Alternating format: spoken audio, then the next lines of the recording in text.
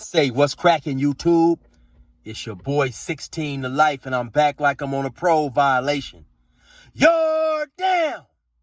Now, for those of y'all that's new to my page, in 1994, I got arrested. I was eventually sentenced to 16 years plus life, and I served 24 years straight in the California prison system. During those times, I accumulated some good stories, and I'm going to drop one on y'all today.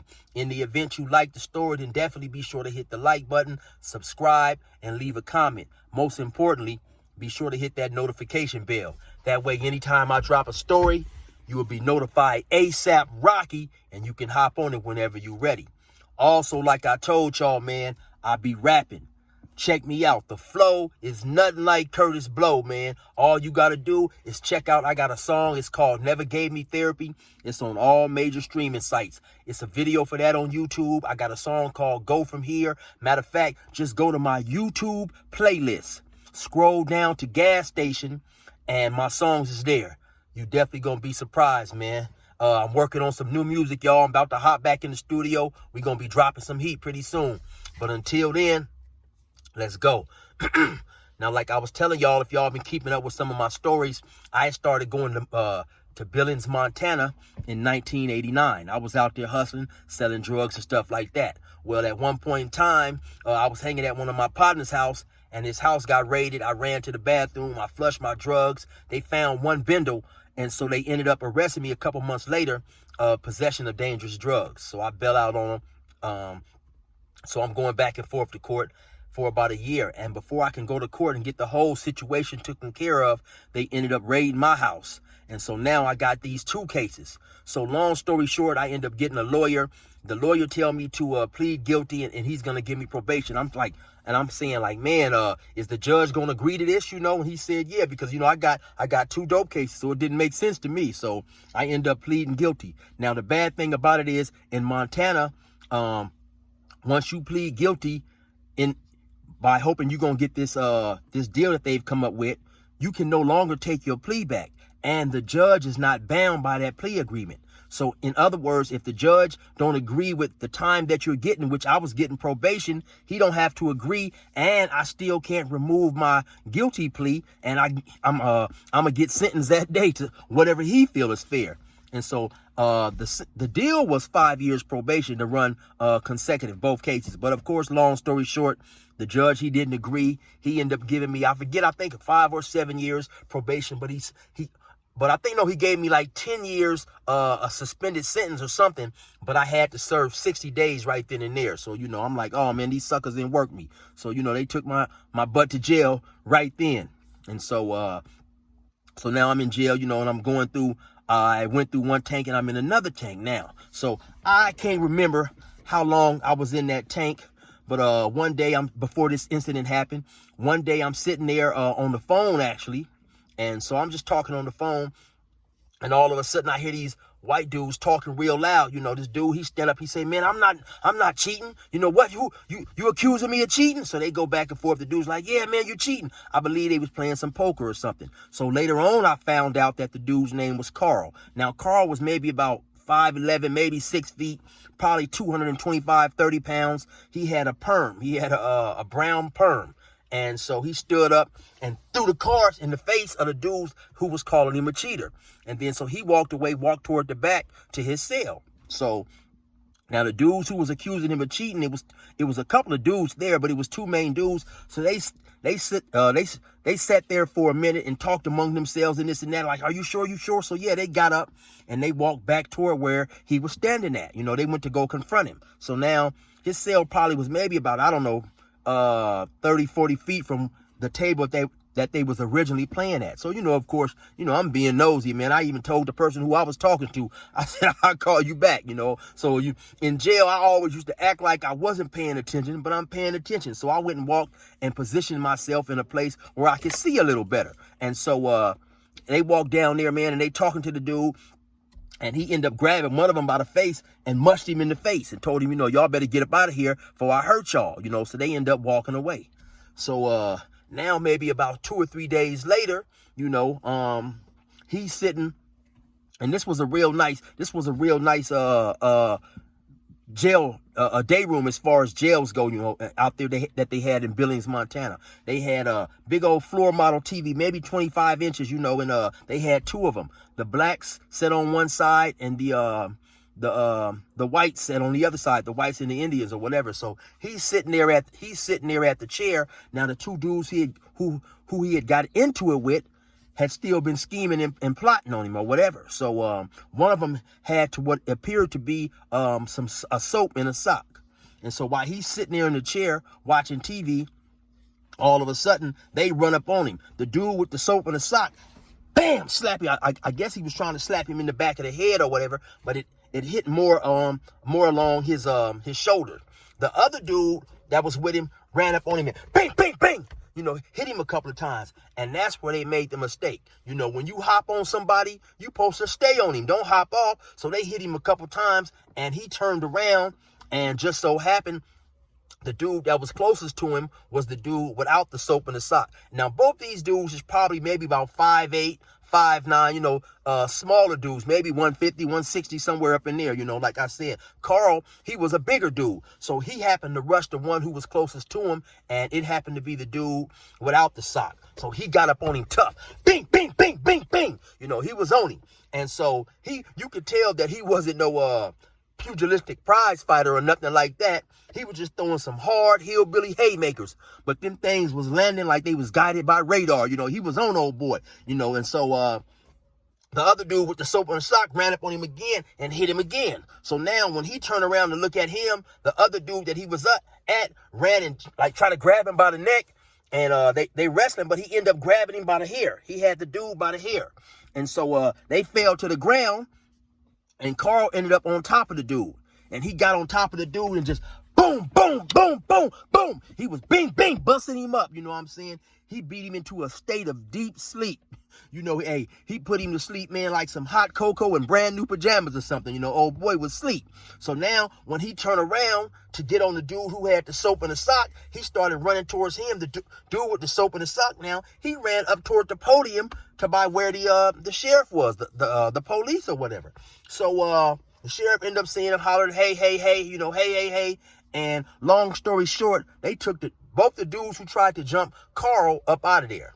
And so a couple of days after this happened, I'm sitting at the table, and Carl, some type of way, he come over there and sit down, and we started talking. He was telling me, hey, man, you chill? I said, yeah. And he was telling me, hey, man, listen, a lot of times, since I don't know you out there on the street, I'd send some of my buddies over there to buy some dope and stuff from you. But every time the dope would come back, the dope would be real short. Out there, we were selling powder cocaine, and we would put it in a little bindle or whatever. So, whoever he would send would take some, and by the time he got it, according to him, it was real small. So now he was asking me, was it cool once he got out to buy dope from me? So I said, yeah, I'm seeing him put down his little performance. I'm thinking he with the business and stuff, and then we go to talking. He had a stepfather who was black, a dude by the name of, I believe his name was Thomas. And he was telling me Thomas had lived in California, had been in San Quentin, was like the chess, had won some chess tournaments or something out there like that. So, we go to talking and stuff, and so we becoming acquainted, getting better acquainted and stuff like that. And like I say, he's telling me, how good my dope is and all this old type of stuff like that. So, at the time, he and his girlfriend, they was facing some check forgery charges or whatever.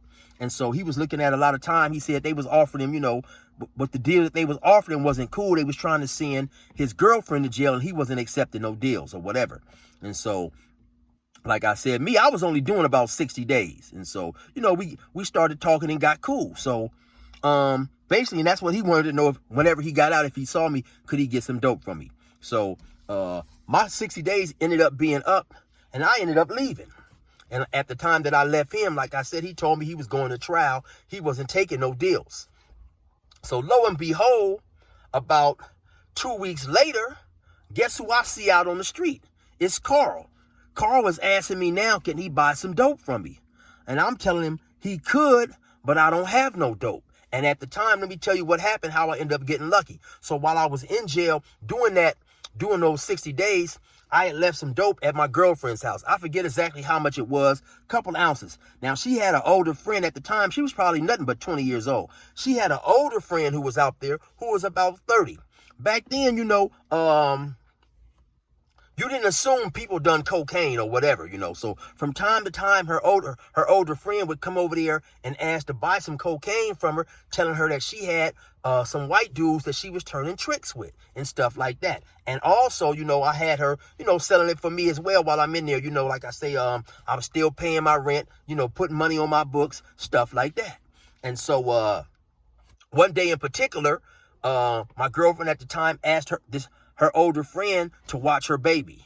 And so they lived in these apartments, and the older friend took the baby to her house. Well, while my girlfriend was gone, the older friend wouldn't ask the manager if she could let her in the house because she was watching the baby and she needed to get something from the baby. So the manager let her in the house.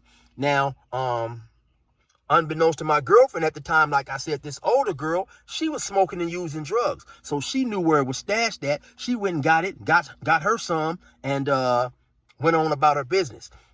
When my girlfriend get back and happened to go upstairs to her bed, she sees some of that powder on the bed.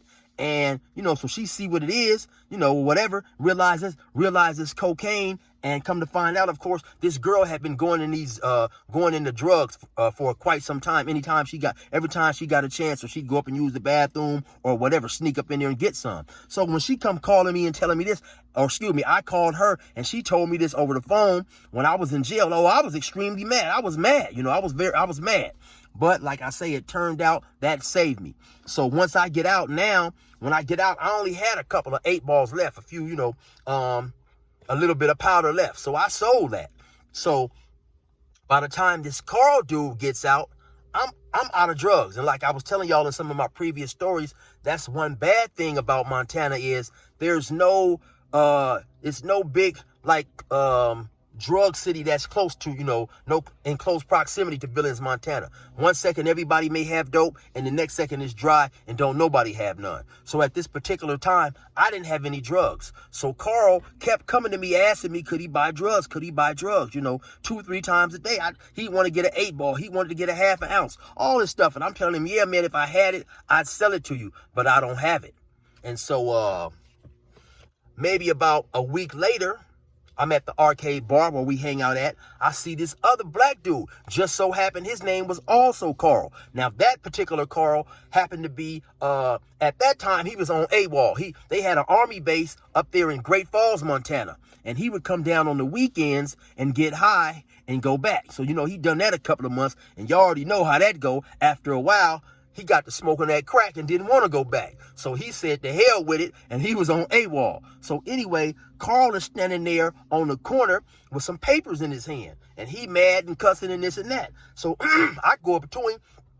I asked him, hey man, what's up? What's going on? He told me, now he's reading these papers. He just got released out of jail.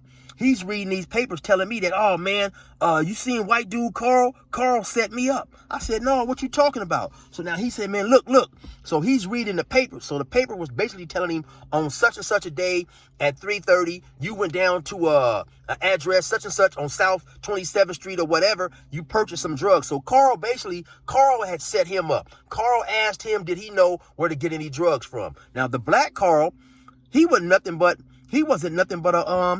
a dope fiend himself. So white Carl asked black Carl, could he get him some drugs? So Carl took him down to this other dude on the south side of Billings who sold drugs.